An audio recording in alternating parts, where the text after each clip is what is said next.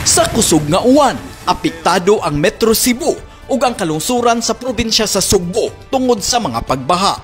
Ang Cebu Provincial Disaster Risk Reduction Management Office hingpit nga nakig-alayon sa kalungsuran aron alerto sa pagresponde kung adunay emergency. Tungod sa hulga sa bagyong Krising nga posibleng magdaog kusog nga uwan, gipahimangnuan ni CPDRRMO Chief Colonel Dennis Pastor ang katawhan sa pagmatngon alang sa seguridad ug kaluwasan.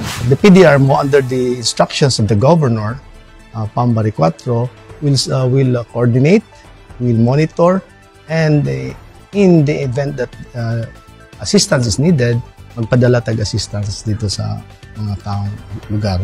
Bisan pa man sa kakuwang sa mga ekipo sa CPDRRMO, andam ra hinuon kini sa pagtubag sa mga emergency nga panginahanglan. Gimanduan na hinuon ni Governor Pambari 4 ang pagpalig-on sa mga ekipo, pasilidad ug manpower sa CPDRRMO aron aduna kini igong kapasidad sa pagtubag sa mga emergency nga sitwasyon.